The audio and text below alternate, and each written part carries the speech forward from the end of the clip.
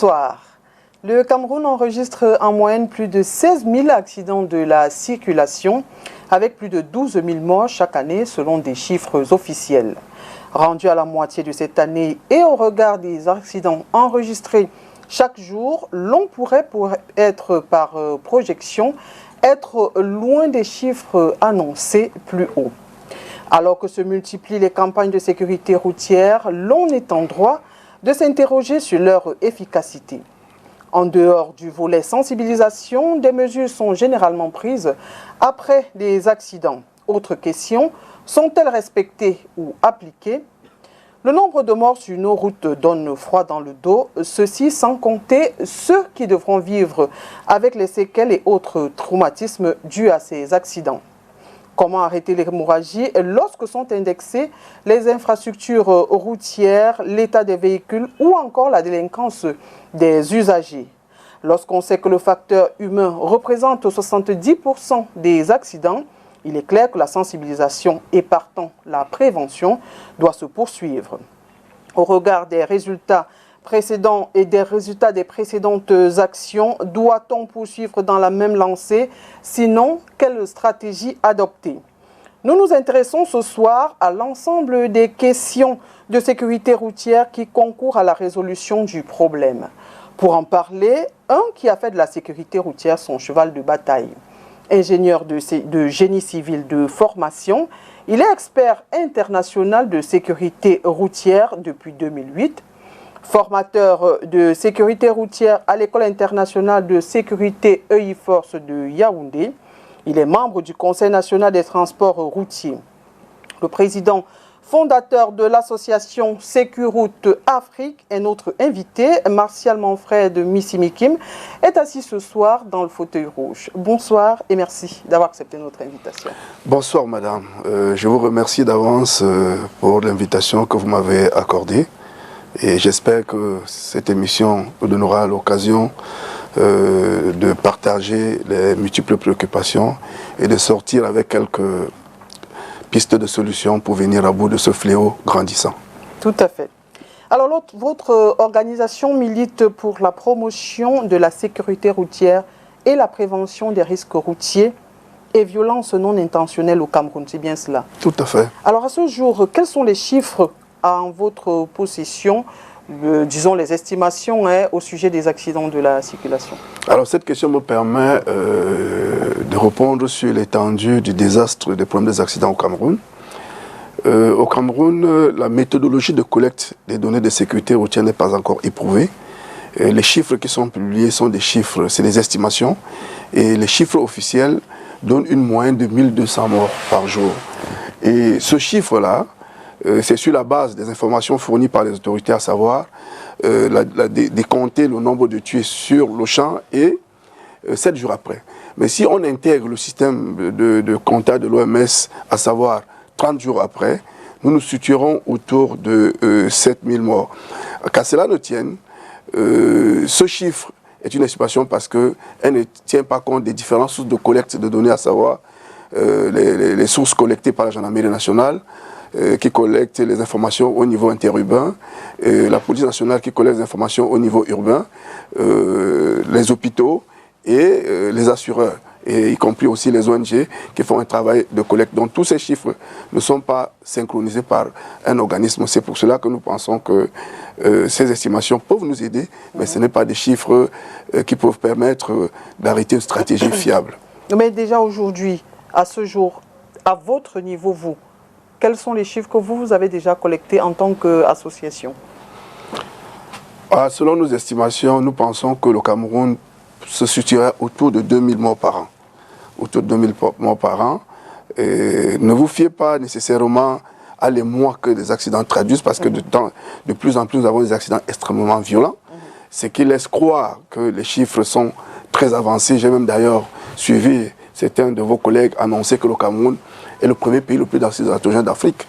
Ce n'est pas du tout vrai, c'est pas du tout vrai. Et je me suis amusé dans le cadre de mes fonctions d'expert à l'OMS de faire ce classement. Et en 2018, le Cameroun se retrouvait au 23e rang sur le plan africain. D'accord. Alors nous sommes à la moitié de l'année. Quel est le gap entre les chiffres cette année et les années antérieures? Est-ce que la courbe est ascendante ou descendante? Mais si on s'en tient aux chiffres officiels du gouvernement de l'année dernière, qui était de 979 morts par hasard, par là, nous avons dépassé la barre de 500 tués cette année, parce que nous sommes pratiquement au milieu de l'année. Et si la tendance se poursuit, il est possible qu'on atteigne le chiffre de 1500 morts qu'on avait atteint il y a une dizaine d'années, si des mesures ne sont pas mises en œuvre pour arrêter la saignée qui s'opère en ce moment sur nos routes. Alors lorsqu'on sait que la route, c'est également un impact économique dans un pays, comment, ou alors quel est l'impact de ces accidents-là, surtout de ces morts-là, et même de ceux qui s'en sortent avec une invalidité sur notre économie? Vous me donnez l'occasion là de vous annoncer le chiffre des pertes sur le plan global. Le Cameroun perd 300 milliards par an autour des accidents de la route. Alors les 300 milliards de francs, comment ça s'estime?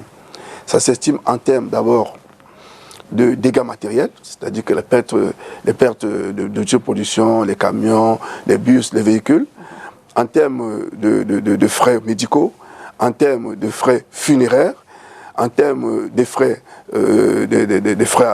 administratifs, en termes de manque à gagner, parce que chaque individu qui meurt, c'est 20 années de perte. Donc, on calcule également ça. On calcule également les handicapés qui ne peuvent plus produire, mais non seulement ne peuvent plus produire, mais doivent avoir à leur dépendance un ou plusieurs personnes.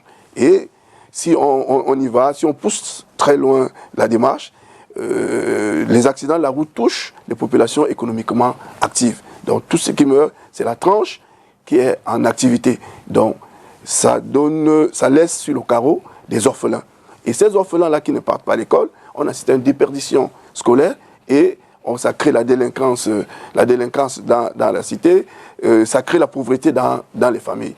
Donc nous pouvons lutter contre la pauvreté en luttant contre les accidents parce que 300 milliards, c'est au-delà du chiffre que le Cameroun est en train de chercher dans le cadre d'un prêt de 150 milliards auprès des différents bailleurs de fonds et de ceux qui sont prêts à investir leur argent dans le système d'investissement sur crédit. Donc, nous pouvons lutter contre les accidents. Nous pouvons lutter contre les accidents en luttant contre la pauvreté. Voilà. Alors, peut-être pour qu'on comprenne bien, avant d'avancer profondément dans cette émission, expliquez-nous que signifient ces termes, prévention routière et sécurité routière. Est-ce que c'est similaire? Est-ce que ce sont des synonymes? Est-ce que, si oui, quelle est la différence? Ok, votre question me permet de donner la définition de ce qu'on appelle la sécurité routière. La sécurité routière, c'est l'ensemble des actions mises en œuvre qui concourent à éviter les accidents ou à réduire l'impact des accidents. Voilà. Par contre, la prévention routière, c'est l'ensemble des actions qui sont menées avant l'accident pour éviter l'accident ou limiter l'impact. Donc la sécurité routière englobe la prévention routière. D'accord. Alors on comprend bien que la sécurité routière, c'est un tout et chaque jour, pratiquement, on assiste aux accidents sur nos chaussées. Quand je dis chaque jour, c'est pas que les accidents sur le triangle dit de la mort, dans nos villages et un peu partout. Non, ce que vous dites est vrai. En moyenne, on perd 2 à 3 personnes par jour sur l'étendue du territoire. C'est parce que la plupart des accidents ne se déroulent pas sur le triangle de la mort où c'est rapporté dans les réseaux sociaux. En moyenne, nous avons 2 à 3 morts par jour sur l'étendue du territoire. Très bien. Alors, avec tous ces accidents-là, selon vous, quelles sont les causes directes et les causes indirectes? Très bien. Nous allons dire que les causes directes, c'est les causes que nous connaissons tous. Vous les avez évoquées tout à l'heure, les 70% liés aux causes humaines et 30% liés aux causes matérielles et autres. Et dans les causes humaines, nous allons mettre dedans le non-respect de la réglementation routière, c'est-à-dire que le non-respect des règles de la conduite automobile selon le code de la route CEMAC, qui est la réglementation appliquée aux 5 États de la CEMAC. Nous avons aussi à mettre à cet actif la délinquance sénile, c'est-à-dire que des conducteurs qui connaissent très bien la réglementation, mais refusent de l'appliquer de manière délibérée.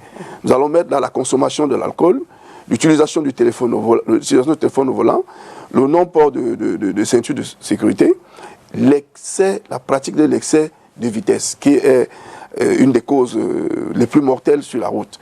Et sur les 30 autres pourcents qui sont des causes matérielles, nous allons mettre 10% sur les causes attribuées à l'état de la route, c'est-à-dire que l'état de la route, la qualité de la route, la quantité de la route, parce que vous pouvez avoir une route en très bon état, mais la surface de circulation est tellement faible que les chauffeurs sont obligés de pratiquer l'excès de vitesse, et comme la surface est petite, on débouche sur des accidents où on est obligé de faire des mauvais dépassements pour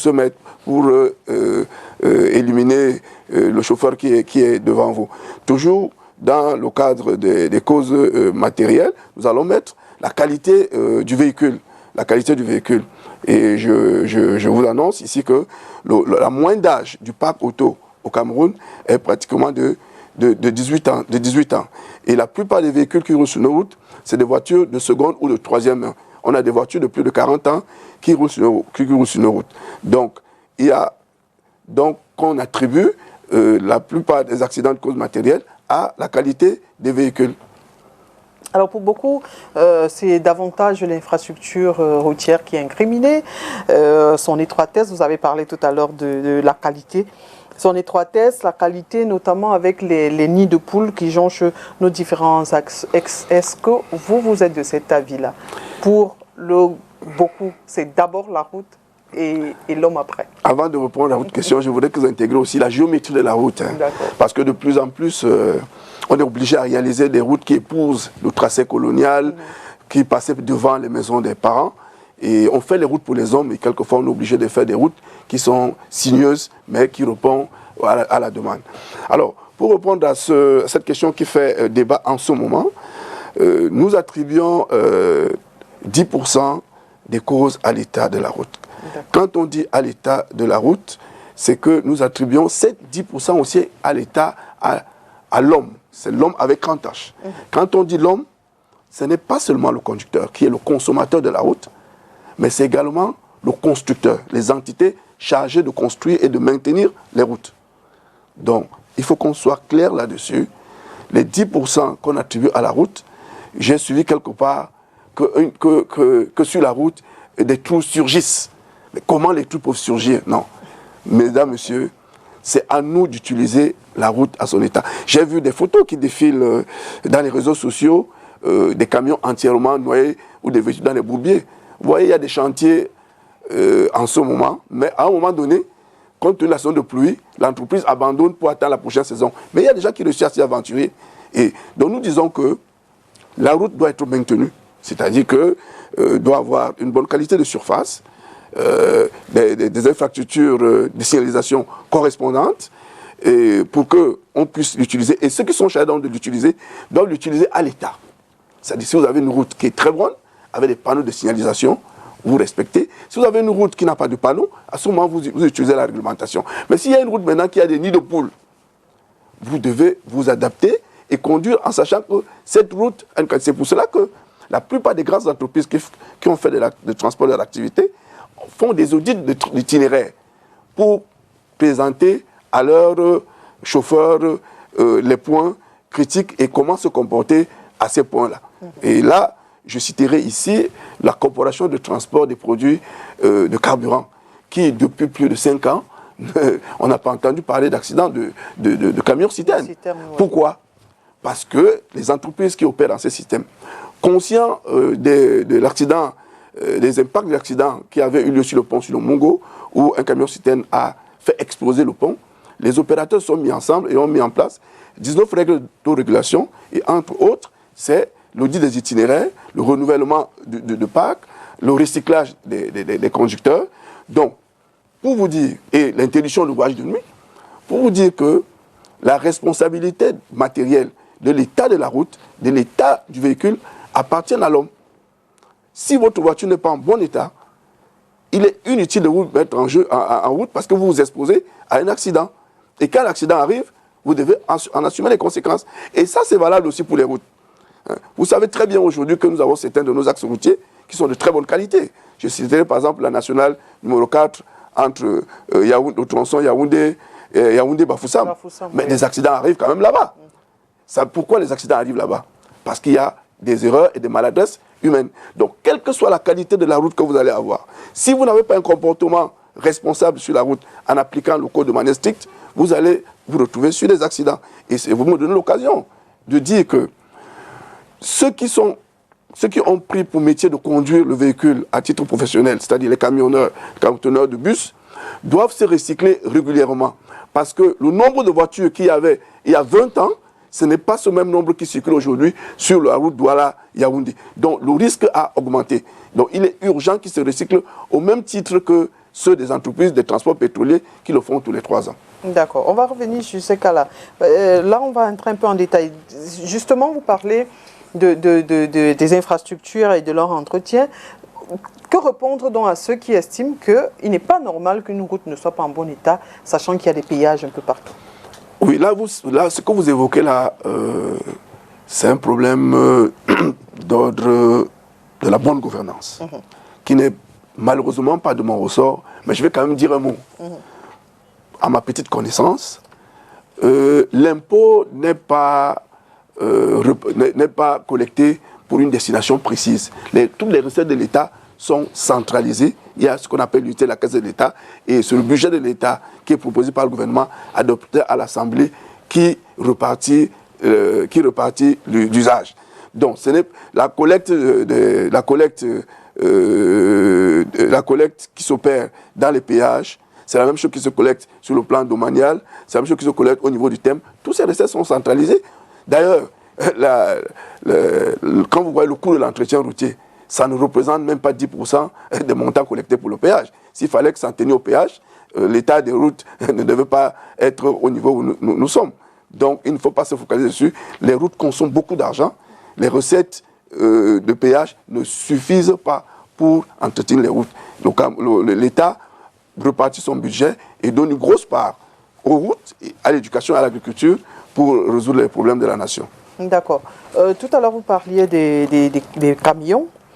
Le doigt est également pointé sur le trafic des camions sur ces axes-là. Je reviens là-dessus pour parler et également à votre suite du recyclage et de la formation. Il y a quand même une curiosité. On ne voit presque pas d'auto-école avec des camions. Vous me donnez l'opportunité de parler d'une piste de solution, d'un écueil en matière des accidents. Nous avons parlé tout à l'heure des causes directes. Et ça me donne l'occasion de revenir sur les causes indirectes. La question de la formation se situe à plusieurs niveaux. Il y a la législation, il y a la qualité des enseignants, il y a la qualité des auto-écoles. Et compte tenu des exigences d'ouverture des auto-écoles, très peu d'opérateurs économiques se sont aventurés dans la formation des conducteurs de camions et de bus. Parce qu'un bus, quand même neuf, ça coûte 250 millions à 200 à 250 millions. Voilà, donc c'est pour cela que nous, on lance un appel au gouvernement pour que, comme par le passé, il y a 5-10 ans, le ministère des Transports avait pris en charge le recyclage des conducteurs de bus. Parce que les conducteurs de bus sont ceux qui nous transportent. Et nous demandons aussi également aux entreprises de transport de marchandises de former, de recycler leurs chauffeurs. Donc il y a un problème au niveau de la qualité des auto-écoles, dont les auto-écoles ne répondent pas aux critères, et ceux qui passent l'examen pour le permis C et D passent avec des bus et des camions, mais ne sont pas formés. Et ce métier est quand même une profession. Vous savez, comment on appelle, l'habitude en matière de gestion de risques est un danger. Donc c'est pour cela que le recyclage est prescrit, suivant les normes, entre tous les 2 à 3 ans pour conduire les véhicules en tant que professionnel. D'accord. Comment expliquer également que sur nos axes, on ait des voitures, je dirais, bonnes pour la casse? Tout à l'heure, vous avez dit que la moyenne est de 18 ans, c'est ça? Tout à fait. Voilà. Comment expliquer cela lorsqu'on sait qu'en face, le coût de la vignette de la visite technique a grimpé et même il y a eu des annonces de renforcement du système pour éviter toutes les fraudes? Comment expliquer qu'on puisse encore traverser les mailles de filet et avoir ce genre de véhicules sur nos axes? Très bien. Là, votre question relève de la qualité du parc de l'automobile aujourd'hui, qui circule sur notre route. Nous avons aujourd'hui, la plupart des véhicules sont importés. Et les centres de contrôle technique constituent autour de 60 aujourd'hui sur l'étendue du territoire, opèrent sur la supervision depuis 2 ou 3 ans d'un organe qui contrôle les centres de contrôle technique. Donc, tous les véhicules qui ont le certificat aujourd'hui sont passés dans les centres de contrôle technique. Mais seulement, les centres de contrôle technique ne sont pas dans toute l'étendue du territoire. D'un et de deux, nous avons au Cameroun un problème social. Nous sommes quand même un pays pauvre. Donc ceux qui ont les véhicules les entretiennent autant que possible. Si vous allez dans l'arrière-pays, vous allez retrouver des marques qui ont disparu depuis une trentaine d'années, mais dont la chaîne de production s'est arrêtée aux cinquantaine d'années. Toyota, Corolla, Stout. Et ces véhicules sont au service des populations, des zones rurales. Et ces véhicules tournent entre le village et les plantations et empruntent quelquefois les grandes routes. Et ces véhicules font du transport mixte. C'est-à-dire que ça transporte les personnes et les bagages. Moi, je vais vous poser la question. Si vous étiez policier ou gendarme, est-ce que vous êtes capable de stopper un véhicule qui rentre du champ avec les papas et les mamans et les enfants, avec les victuailles? Vous êtes capable? Je ne pense pas. Donc c'est un problème social. Donc il appartient à l'État de trouver des mécanismes pour encourager le renouvellement du parc. Parce qu'il y a des zones où des véhicules y vont 2 ou 3 jours par semaine. Alors quand ce véhicule se présente et décide de surcharger, un véhicule de 5 places qui porte, j'en ai vu 14 personnes. D'autres sont sur le capot, dans la malle arrière. Et c'est à prendre ou à laisser. Et nous sommes impuissants. Nous sommes impuissants. Donc c'est un problème économique et social auquel l'État doit s'adresser, doit réfléchir et trouver des solutions pour accompagner ceux-là qui sont des acteurs économiques démunis pour qu'ils puissent renouveler leur parc. D'accord. Toujours dans les causes, il y en a qui, on a parlé tout à l'heure, des surcharges. Peut-être que dans les solutions, vous allez nous dire que prévoit la réglementation sur ces infractions-là. Mais qu'est-ce qu'il faut faire également? Le véhicule de 15 places, il se retrouve à porter 20 places. Vous avez parlé tout à l'heure des papas ou des mamans sur le capot. Je suis d'accord, ils ramènent les vivres. Est-ce que vous, association, vous avez aussi aidé un peu le gouvernement, puisque je suppose que vous devez avoir d'autres stratégies que peut-être ceux qui dirigent n'ont pas?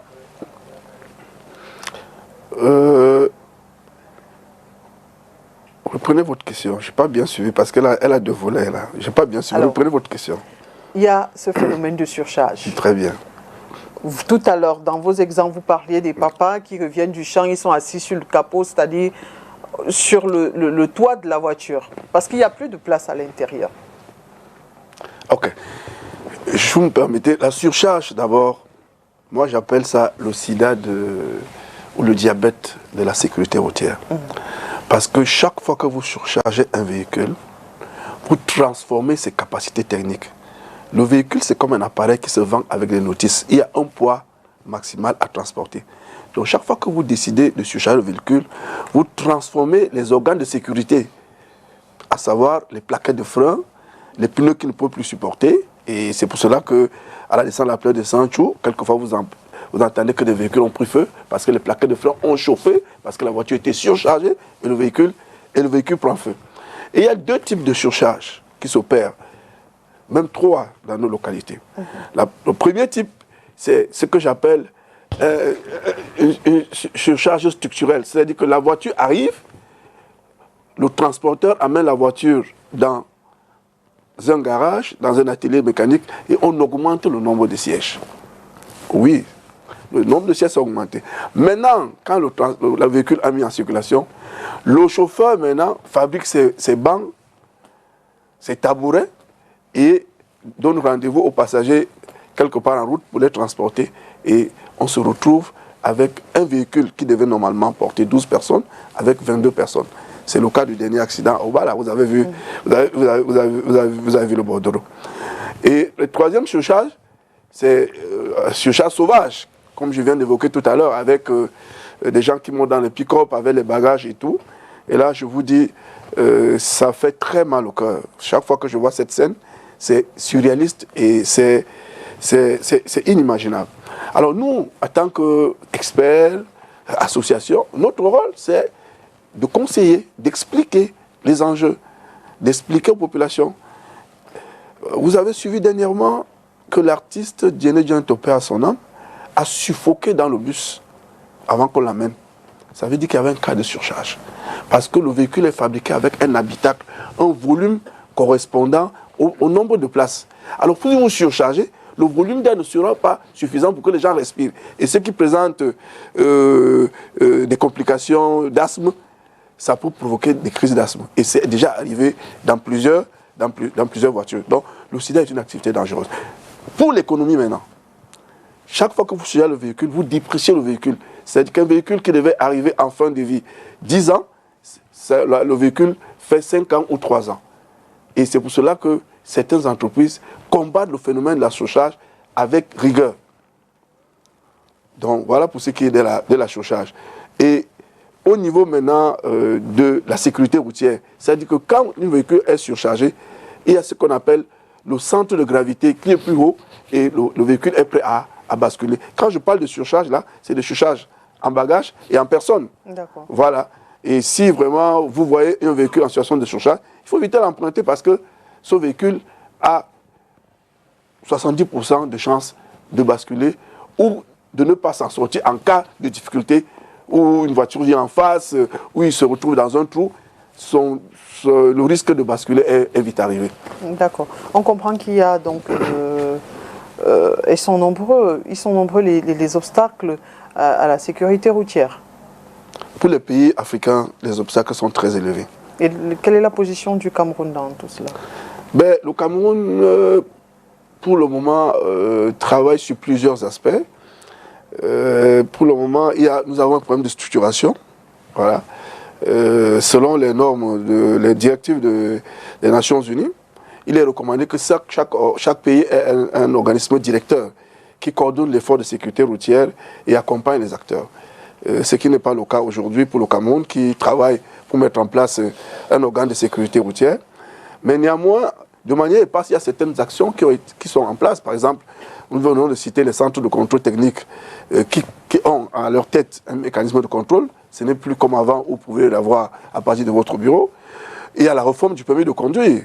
On a réformé le permis de conduire. Aujourd'hui, vous devez faire automatiquement 2 mois l'auto-école. C'est-à-dire quand vous en avez une école, il y a une plateforme où on vous enregistre.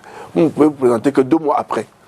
Mais si on respecte cela, nous pouvons avoir des étudiants qui sont des apprenants qui sont bien formés. Mais malheureusement, ces auto-écoles sont beaucoup plus de commerçants que de formateurs. Parce que tous ceux qui obtiennent le permis ne sont pas aptes à se mettre sur la route. Chaque fois que quelqu'un a un permis, il doit aller payer le recyclage, ce qu'ils appellent recyclage entre guillemets, chez un moniteur, voire même la même auto-école vous appelle, vous dit ben, vous ne venez pas au recyclage parce qu'ils sont conscients qu'ils n'ont pas bien formé. Donc, il y a un travail à faire de ce côté. Toujours au niveau de la sécurité routière, vous avez suivi le dernier accident où tout un colonel est mort sur le champ. Et il s'est trouvé qu'un camion était garé.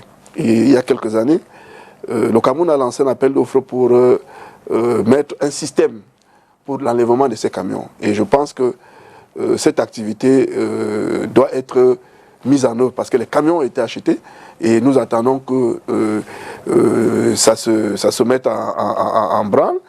C'est vrai qu'on a décidé de confier ça aux collectivités décentralisées, mais nous doutons fort que ces collectivités aient les moyens de l'exploitation. C'est une activité qui doit rester au niveau régalien de l'État. Donc l'autre aspect du Cameroun qui est à mettre un actif positif, c'est la création du centre des urgences de Yaoundé, qui est un centre spécialisé pour la prise en charge des victimes de traumatisme de la route. Quand vous arrivez là-bas, on vous prend en charge immédiatement sans que vous n'ayez à dépenser de l'argent. C'est vrai que ça fait des ardoises à l'État, mais ça permet quand même de sauver les vies. Donc, voilà quelques avancées qui sont qui sont à mettre à l'actif du Cameroun. Mais il y a beaucoup à faire.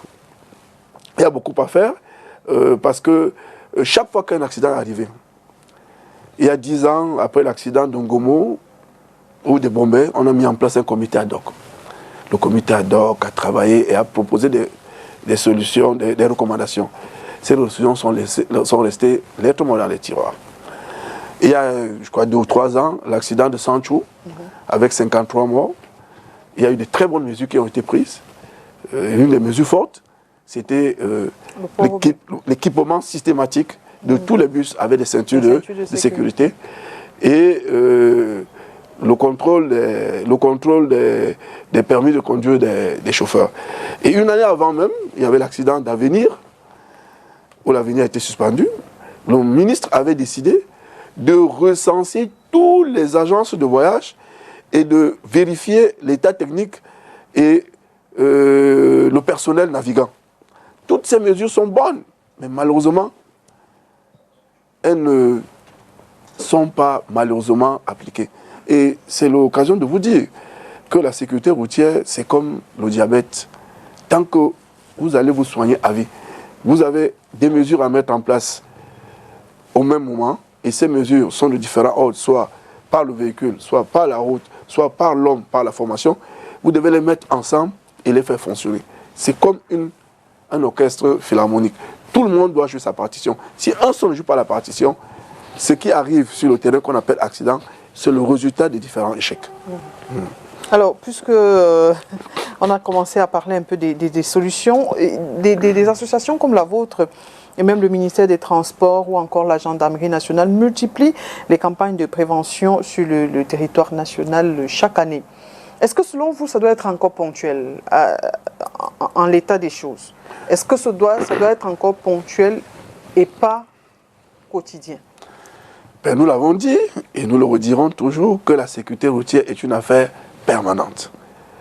Ça demande des moyens et c'est l'occasion de dire que les moyens financiers que nous avons mobilisés pour venir à bout de la sécurité routière sont très, très en deçà du phénomène des accidents.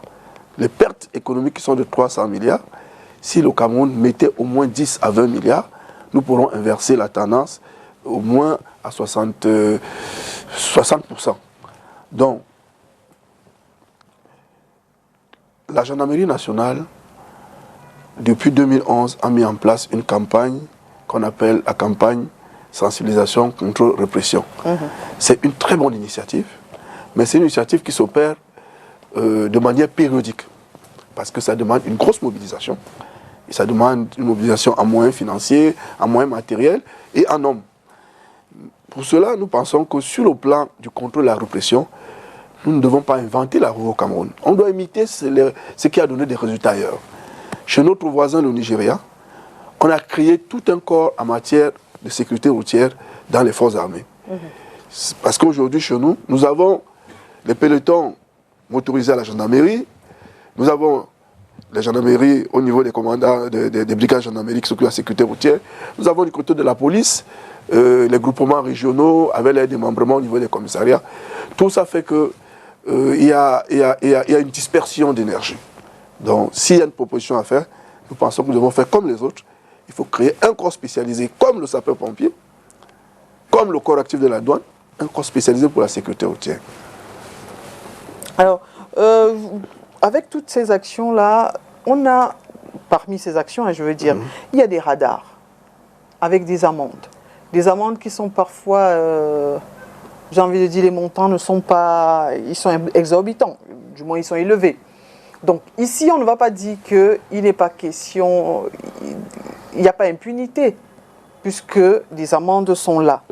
Qu'est-ce qui fait donc problème selon vous? Est-ce que c'est nos chauffeurs qui sont des inciviques notoires, ou alors il y a déjà une complicité entre...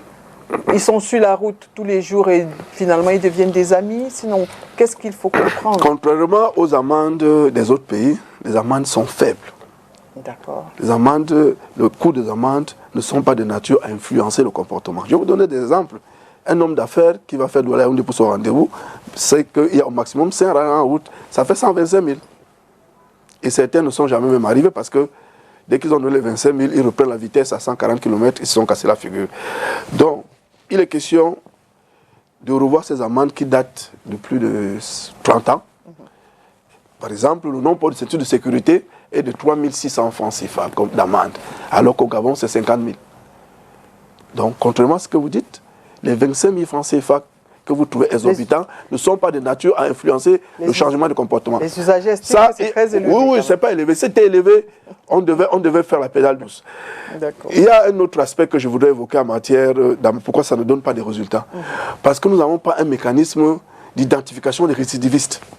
Parce qu'il y a des spécialistes de la mauvaise pratique sur les routes qui sont sanctionnés, mais qui ne sont pas sanctionnés proportionnellement aux fautes.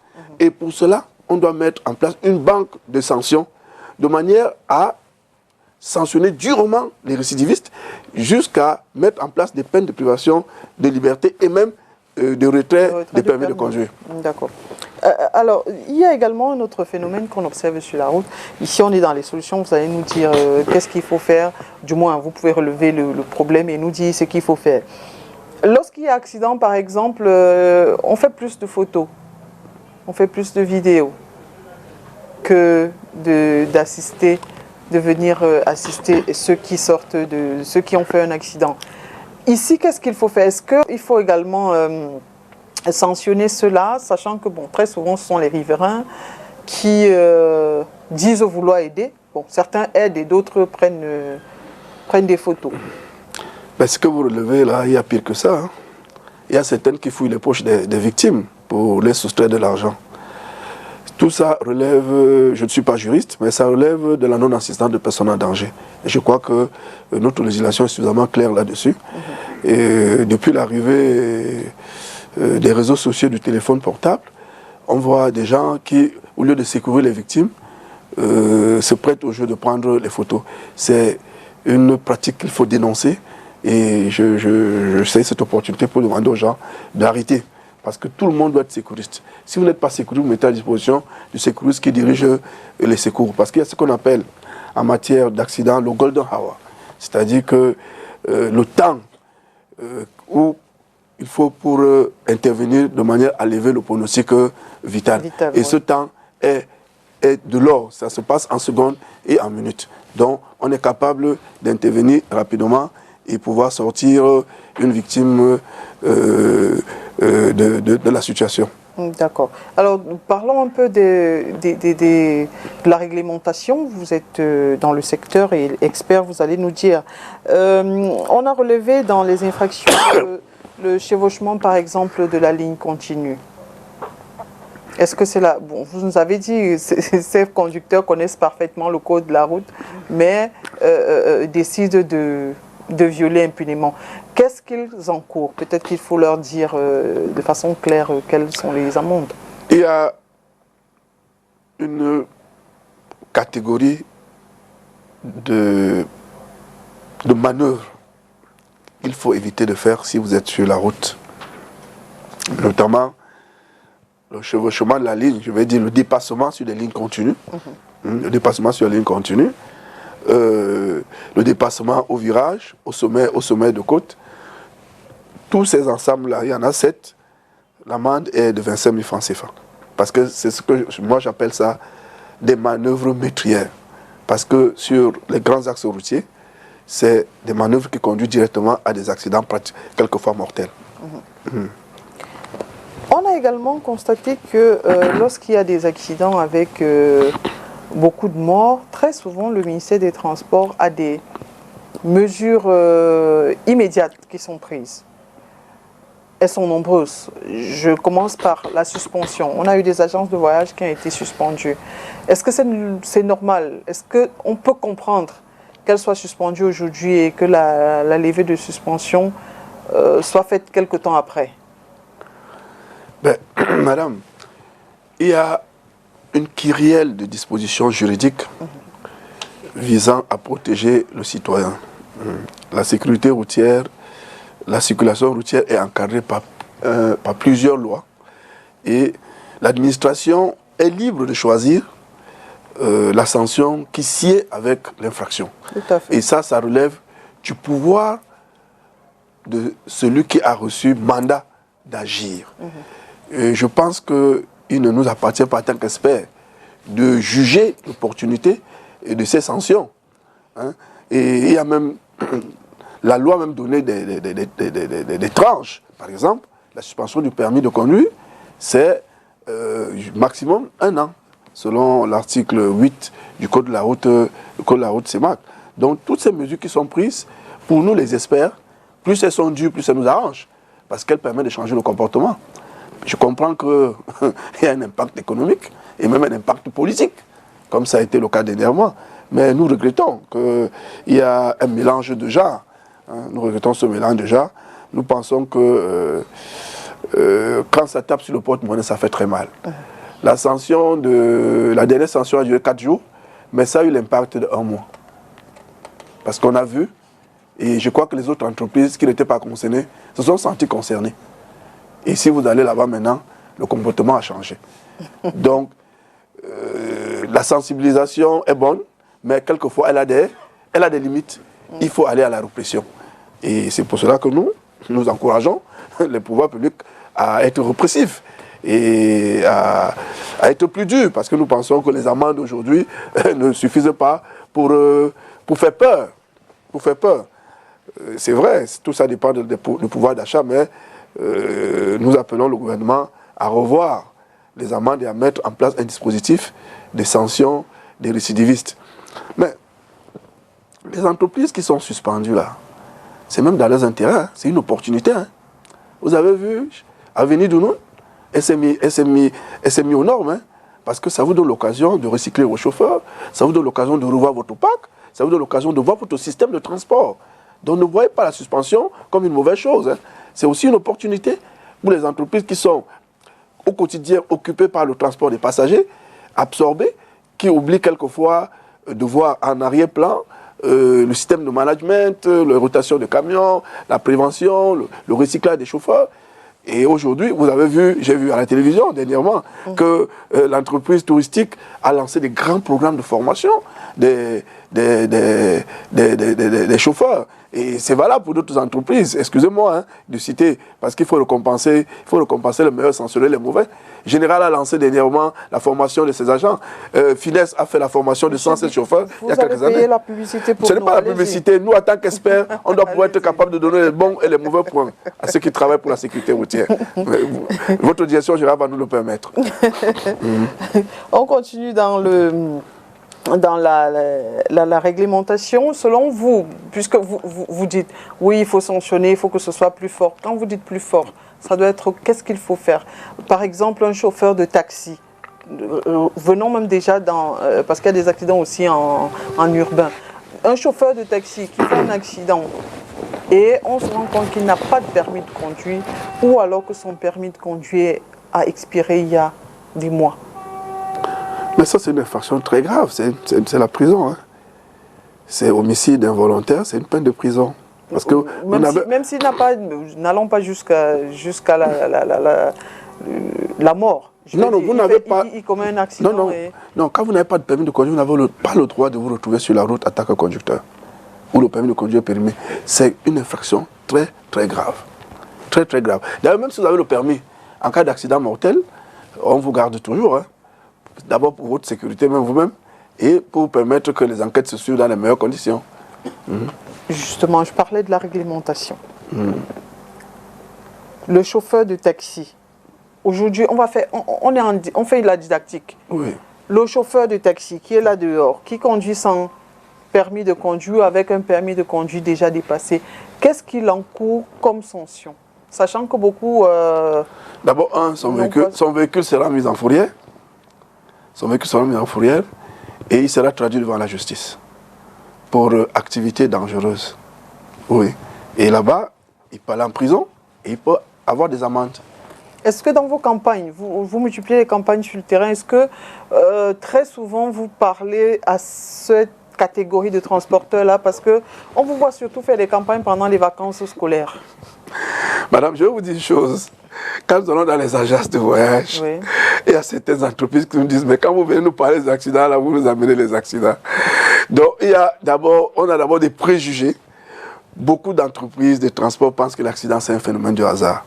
Mais je vais revenir au cas des transporteurs de carburant, qui est une preuve patente aujourd'hui que l'accident n'est pas un phénomène du hasard. C'est l'ensemble des différences qui concourent à ça. Nous faisons des campagnes dans les agences de voyage et nous nous adressons aux transporteurs au départ et à l'arrivée. Mais ça, c'est de la sensibilisation. Sa sensibilisation, et c'est notre mission. Et dans le cadre de nos activités, nous avons créé une structure qu'on appelle Security Academy, qui s'occupe de la formation en conduite défensive.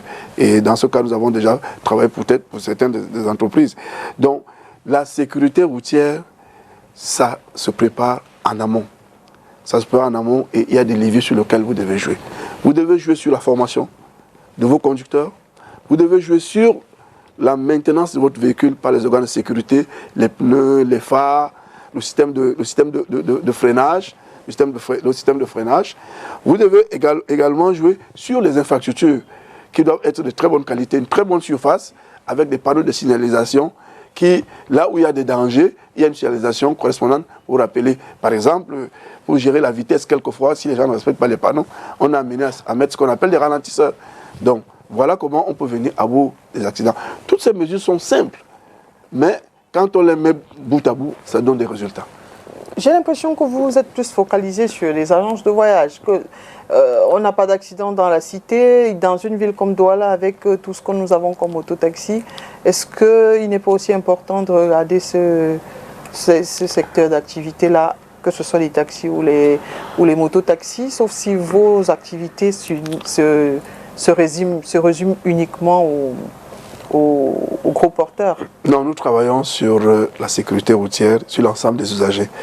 Nous avons longuement nous travaillons longuement sur les transporteurs de personnes parce que c'est des accidents qui provoquent les morts et qui font beaucoup de victimes.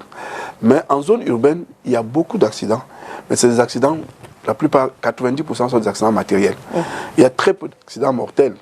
Mais la plupart des accidents mortels qui arrivent désormais sur nos axes routiers, sur les villes de Douala et Yaoundé que nous connaissons très bien, c'est des accidents qui ont lieu sur les pénétrantes. Les pénétrantes est de Douala, les pénétrantes ouest, valables à Yaoundé. Et ces accidents arrivent beaucoup plus de nuit. Parce que la signalisation routière là-bas recommande qu'on roule à moins de 50 km/h. Et de nuit, comme le boulevard est ouvert, c'est des grandes routes, il y a beaucoup des mototaxis qui sont écrasés parce que au niveau de la pénétrante, il y a une voie qui est réservée au transport de transit. Mais malheureusement, la circulation urbaine s'y retrouve, notamment les taxis et les motos. C'est vrai, on ne parle pas beaucoup des accidents en zone urbaine parce que dès que c'est arrivé, le plancher est rapidement dégagé. Mais c'est des accidents qui s'opèrent beaucoup et qui malheureusement ne déclenchent pas le système d'information. Par exemple, quand il y a accident, on s'entend très vite. Même quand il y a mort d'homme, le temps que la police arrive, on a déjà pris le corps et on a déjà amené par exemple, sur la pénétrante Est. C'est pour cela malheureusement que ça ne fait pas beaucoup d'écho. Si on prend aussi le transport, l'axe entre Bafang et... On ne va pas dire que ce n'est pas une pénétrante, on voit que c'est bien compliqué de ce côté-là. Vous voulez parler de la nationale numéro 5, entre Douala et Bafoussam, oui. Ce qui fait couler beaucoup d'encre et de salé. Ben, écoutez, moi, ce que je peux vous dire, c'est que notre pays est un pays pauvre. Et si vous allez au ministère des Travaux publics, il y a des programmes d'entretien routier. Et cette route fait partie des priorités aujourd'hui. Et puis, en matière d'accidents, il y a très peu d'accidents qui arrivent sur les routes en très mauvais état. Ça produit plutôt l'inconfort. Vous voyez que des accidents aujourd'hui, c'est sur Douala, Yaoundé, Bafoussam. Sur ce tronçon-là, c'est quelques endroits où la route est en très bon état. Mais quand cela ne tienne, ça fait des pertes en termes d'argent. Ça fait des pertes en termes de temps. pour les transporteurs et pour les populations. Donc nous souhaitons vivement que cette route soit réhabilitée.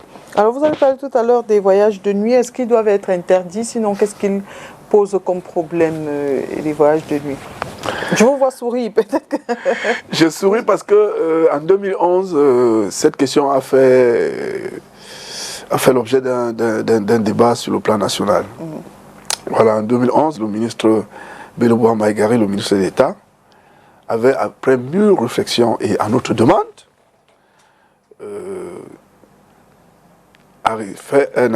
signé un arrêté qui suspendait les voyages de nuit de 22h à 5h du matin.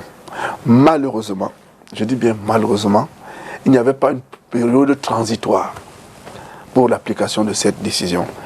Et le décret était signé à 13h et à 22h, on arrêtait les bus qui étaient partis de Bamenda, de Garoua, d'Abomba. C'était extrêmement désagréable. Et finalement, ça soulevait un tollé et ça provoquait un désagrément qui a conduit à la suspension.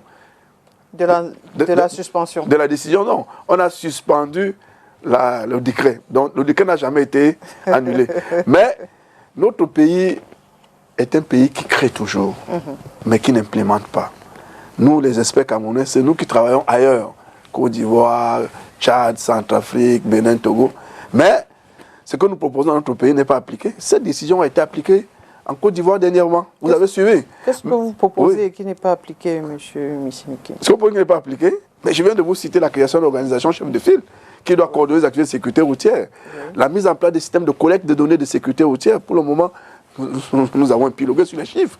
On n'a pas de chiffres officiels. On a des chiffres officiels, on n'a pas de chiffres fiables.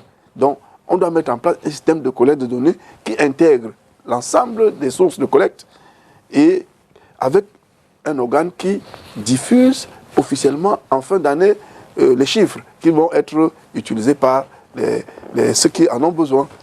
C'est la résolution du problème par la peur, parce que une chose est sûre, annoncer ces chiffres qui vont créer de l'émoi, ça va avoir quel impact dans la société? Est-ce que ici vous voulez, il faut faire peur pour qu'on revienne sur le droit chemin? On ne peut pas soigner un malade dont on n'a pas un bon diagnostic. D'accord. Si vous voulez adresser la question des accidents de la route, vous devez avoir l'étendue du problème. L'étendue du problème, c'est des critères objectivement vérifiables, c'est des chiffres. D'accord. C'est un problème factuel. Vous devez, par exemple, être capable de savoir le nombre de tués sur les routes liés à la vitesse, le nombre de tués sur les routes liés à la consommation d'alcool, le nombre de tués sur les routes liés au non-port de services de sécurité ou au tueur de... Si vous avez tous ces déclinaisons, ça vous permet de déclencher des actions bien ciblées qui vont donner des résultats. C'est pour ça qu'on demande les chiffres. Les chiffres, ce n'est pas pour meubler le décor. C'est aussi des outils de plaidoyer. Parce que si le Cameroun intègre vraiment au niveau des décideurs que nous perdons 300 milliards chaque année et que nous nous mettons des mesures pour réduire au moins ces 300 milliards que nous perdions 100 milliards, ça fait 200 milliards de gains sur l'économie nationale. Ça a un impact sur le bien-être des populations. Ça peut influencer notre PIB. Hein. Parmi les mesures, c'est, par exemple, les audits à réaliser sur les routes. Et les inspections, pardon, autant pour moi. Parce que les audits, c'est le contrôle des routes avant la réalisation sur les plans. Alors que les inspections, c'est la visite des routes tous les 2 ans pour voir les points accidentogènes qu'on appelle des points noirs. Si vous le faites régulièrement et que vous corrigez, vous amenez des mesures correctives, ça va diminuer le nombre de tués liés à l'état des routes. D'accord. Est-ce que le Cameroun, en matière de sécurité routière, est-ce qu'il est conforme à toutes les normes déjà en Afrique et même au-delà? Alors, vous me donnez là l'opportunité de revenir sur les conventions internationales sur la sécurité routière. Il y en a plus de 100, hein, mais il y a 8 qui sont exigés. Et à ce jour, en Afrique, on compte 7 ou 8 pays qui ont ratifié ces conventions. Et c'est l'occasion. Chaque fois qu'il y a une session parlementaire, j'ai le sentiment que ces conventions vont être soumises à l'Assemblée nationale parce que le dernier rapport produit par les Nations Unies sur la sécurité routière au Cameroun, l'une des recommandations fortes était la ratification de ces conventions-là. Le Cameroun a ratifié combien? Aucune Non, aucune. Pour le moment, vous êtes toujours dans l'espoir. Ben, nous, notre rôle en tant qu'experts, c'est d'attirer l'attention des pouvoirs publics et de ceux qui décident sur les manquements et ce qui n'est pas fait pour qu'on se réajuste et qu'on se mette à jour. Parce que l'accident de la route, c'est la fin de l'échec du système. Voilà. Donc, si vous voulez avoir des résultats sur la route, en amont, vous devez travailler sur une législation complète. Vous devez travailler sur des bonnes lois, vous devez avoir des bonnes formations et des bonnes routes. Voilà. Peut-être expliquez-nous que gagne le Cameroun à signer ces conventions-là. Peut-être qu'à ce moment-là, ils seront plus tentés. Je préfère être optimiste. Non, mais en ratifiant toutes ces conventions-là, par exemple, nous avons adhéré à la Charte africaine de sécurité routière.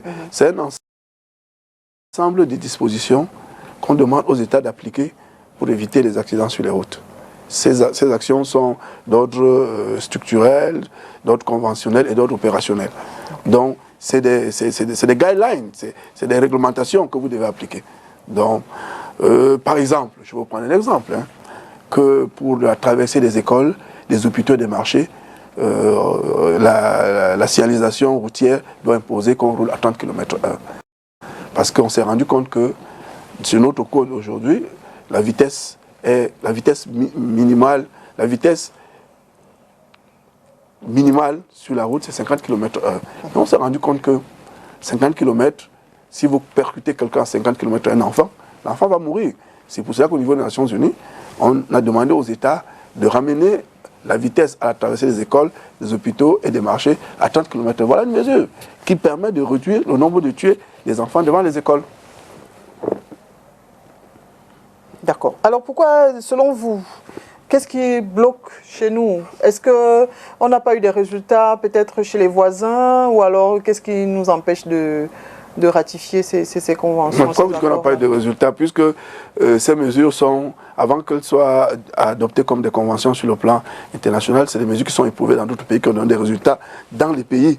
C'est les exemples des pays qu'on prend pour transformer en convention. Si on ne le fait pas, vraiment, c'est les raisons de différents ordres qui sont au-delà de mes compétences, parce que ça relève de l'activité des pouvoirs publics. Est-ce que ça a été expérimenté? Quand je dis les autres pays, je parle des pays africains qui ont peut-être les mêmes réalités que nous. Ben, je prendrais le cas de la Zambie, où la Zambie et la Côte d'Ivoire ont adopté la réglementation sur les zones 30 devant les écoles, les hôpitaux et les marchés. Donc, surtout les pays anglo-saxons, les pays anglo-saxons tels que le Kenya, l'Afrique du Sud, le Niger, le Ghana sont très très en avance. Je prenais un cas frappant au Ghana. Vous voyez l'organisation du permis de conduire. Le permis de conduire, c'est un diplôme, non? C'est un diplôme. Donc ça demande une organisation exactement comme on fait le VAC. Et le Ghana a créé l'Office Driving License and Authority. C'est-à-dire un organe, une structure rien gouvernementale chargée d'organiser le permis de conduire et de donner les licences aux véhicules. Parce que au niveau des ministères, l'activité est tellement grande que quelquefois on oublie d'aller dans les détails. C'est pour cela que les examens de permis de conduire se passaient tous les mois avant. Maintenant on est passé à tous les 2 mois parce que c'est quand même fastidieux. Donc c'est l'occasion de dire qu'on doit copier les bonnes pratiques. Il est temps pour le ministère de créer un organe spécialisé comme l'Office du bac qui va organiser l'examen du permis de conduire. Selon vous, est-ce que les auto-écoles ne vont plus venir faire ami-ami là-bas et pouvoir satisfaire leur clientèle? Tant qu'il y aura l'homme, il y aura la corruption, les mauvaises pratiques, mais on doit réduire les mauvaises pratiques dans la proportion la plus réduite. D'accord, je reviens un peu sur la limitation des vitesses. Si la limitation de vitesse n'est pas respectée déjà sur nos axes, est-ce que vous pensez qu'en ratifiant ces accords-là, la limitation de vitesse devant les écoles et les marchés par exemple, dans nos axes déjà nous ne les respectons pas, est-ce que vous pensez qu'en ratifiant ces accords-là, on pourrait les respecter? Sinon, qu'est-ce qu'il faut faire concrètement pour que nos usagers comprennent que ça dépend, des vies sont en jeu, j'ai envie de dire.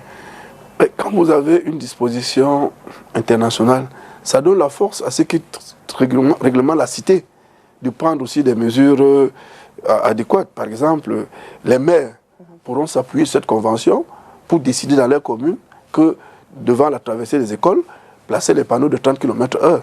Aujourd'hui, s'ils le font, on peut trouver qu'un maire, il est zélé. Sur quelle disposition juridique s'appuie pour décider que les gens roulent à 30 km/h. Moi, je me souviens, quand on avait annoncé ça, quelqu'un m'a dit dans un forum que c'est mieux d'aller à pied.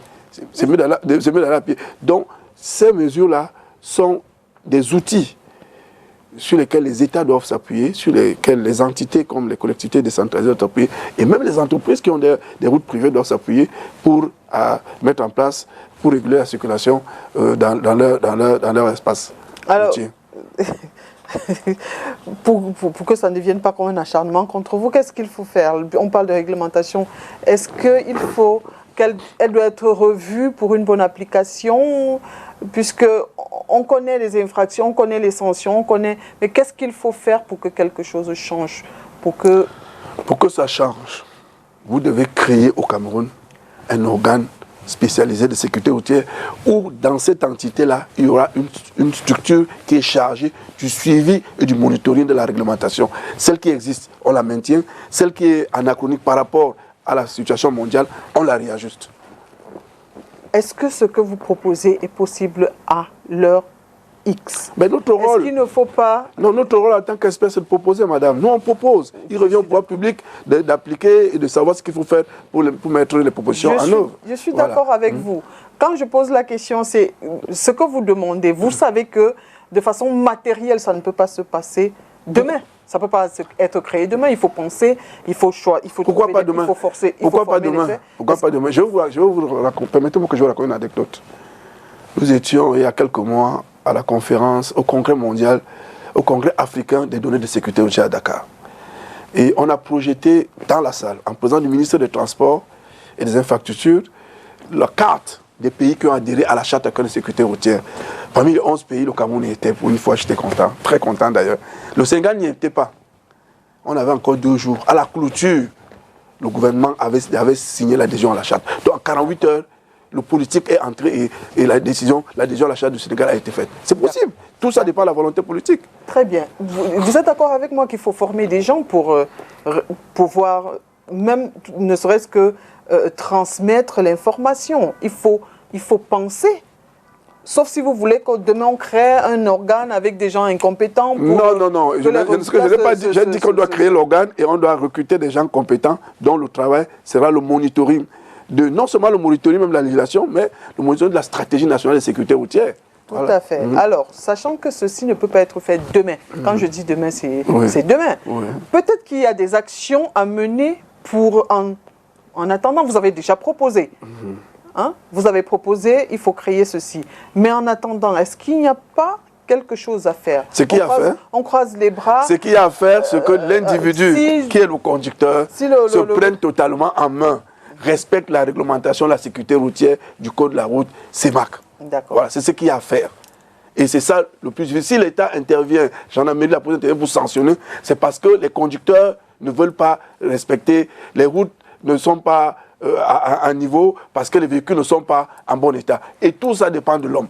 Donc, si nous voulons éviter les accidents sans s'encombrer de tout ce dispositif législatif, de tout ce qui s'accompagne, si l'homme applique seulement la réglementation routière, nous allons nous en sortir, nous allons baisser les accidents de manière drastique. Si vous partez de Douala à Yaoundé et que vous respectez tous les panneaux, il y a des moments où la police ne vous siffle même pas. Hein. On ne vous siffle pas. On arrête ceux qui sont en excès de vitesse ou en infraction routière. Donc, si vous ne voulez pas avoir... Vous êtes derrière le commissariat. On vous allez interpeller, vous. Parce que vous n'avez jamais rien fait. Mais si vous voulez qu'on vous arrête, faites une infraction. Donc, si vous voulez qu'il n'y ait pas d'accident, respectez la réglementation routière. Ceci va arrêter l'hémorragie. Ceci va arrêter l'hémorragie. D'accord. C'est la question, je la pose à l'expert, parce que on va sortir des solutions par celle-là. Mais je vais ajouter qu'il y a des solutions aujourd'hui qu'on doit intégrer, les nouvelles technologies. Ça, c'est une recommandation des Nations Unies. Dans d'autres pays, comme la ville d'Abidjan, il y a maintenant les amendes automatiques. C'est-à-dire que la ville est comme notre ville est truffée de caméras aujourd'hui, des caméras de la police, on a mis des caméras rien que pour prélever les amendes. Mais je vous dis, madame, tout le monde se comporte correctement sur la route, hein, parce que dès que l'amende sort, vous êtes identifié, c'est dans votre compte que l'argent est débité. La prochaine fois, vous allez conduire avec respect. Donc, pour cela, il faut un système qui permet de monitorer tout le monde et que tout le monde joue sa partition. Alors, M. Missimikim, pour sortir, quelle perspective pour la sécurité routière au Cameroun? Si nous continuons de travailler comme nous le faisons aujourd'hui, malheureusement, les accidents vont se poursuivre. Malheureusement, les accidents vont se poursuivre parce que au niveau des structures du gouvernement, nous avons le Conseil national de la route, nous avons le Comité national de la sécurité routière. Ces organes sont inopérationnels depuis une décennie. Et nous travaillons sur l'urgence. Si nous continuons de travailler sur l'urgence, on aura les résultats que nous avons et on va courir derrière les actions. Et nous devons aujourd'hui être courageux de laisser appliquer les décisions au niveau du gouvernement. Ça fait très mal. Au niveau, c'est difficile à appliquer, mais on obtient des résultats rapidement, c'est-à-dire l'ensemble des sanctions. Et l'urgence également, c'est au niveau des transports en commun, au niveau des transports des marchandises. À défaut de faire créer les auto-écoles de transport pour les transporteurs de marchandises et des personnes, il est urgent que l'État prenne en charge le recyclage ou crée son école de recyclage des transporteurs. Nous gagnons tous. Si nous perdons 300 milliards et que nous mettons seulement 15 à 20 milliards pour mettre la sécurité routière à niveau, nous allons gagner de l'argent et les vies seront sauvées. D'accord. Alors, tout à l'heure, vous avez dit on court après les urgences. J'ai l'impression que vous avez balayé d'un revers de la main les préventions, les campagnes de prévention. Oui. Pourquoi on court derrière les urgences? Parce que les campagnes sont organisées là sur les graves accidents, alors que les campagnes doivent être permanentes. C'est pour cela que je dis que nous subissons l'urgence. Voilà. C'est-à-dire que dès qu'un accident grave est arrivé, on s'assoit, on prend des mesures et tout, et après, le calme plat, jusqu'au prochain accident. Non, on doit travailler en permanence pour mettre en place des mesures et suivre l'effectivité. Par exemple, que tous les véhicules aient les ceintures de sécurité. Et le nombre de places égale le nombre de ceintures de sécurité, on ne devait pas se retrouver avec ce qui s'est passé au nord dans le bus de transport. On ne devait pas se retrouver avec les 3 derniers accidents par véhicule, parce que chaque fois qu'il y a impact, ceux qui vont mourir ou être blessés sont ceux qui seront au lieu d'impact. Mais sans ceinture, tous ceux qui sont dans le véhicule sont impactés par les accidents. Ça, c'est une mesure simple qui demande à être appliquée. Si les transporteurs ne peuvent pas le faire, l'État doit les contraindre à le faire. Voilà. Alors, sensibilisation, répression, prévention, je mets la prévention dans la sensibilisation. Renouvellement du parc auto. Oui, renouvellement du parc auto. Est-ce que le permis de conduire camerounais a des soucis hors du Cameroun? Est-ce que lui, c'est un permis respecté? Non, notre permis a retrouvé ses lettres de noblesse depuis la restructuration. Pour ce côté-là, notre permis n'a plus de soucis comme par le passé. D'accord. Merci beaucoup, Martial Manfred Missimikim. Nous sommes arrivés au terme de notre émission. J'espère que votre message est passé, sauf si vous avez un dernier conseil à donner aux usagers et à notre... Il ne me reste plus qu'à remercier votre chaîne de télé STV, qui est une chaîne qui collabore, qui travaille pour la sécurité routière depuis son ouverture. Ça a été un moment de plaisir. Et j'espère que les quelques conseils, les quelques mesures que nous avons proposées seront appliquées ne serait-ce qu'à 50% et ça pourra inverser la tendance. La ferveur avec laquelle vous l'avez donné, on espère qu'ils vont respecter cela. Merci encore de nous avoir accepté notre invitation et de nous avoir apporté tous ces éclairages-là. Mesdames et messieurs, merci à vous d'avoir été des nôtres et à jeudi prochain.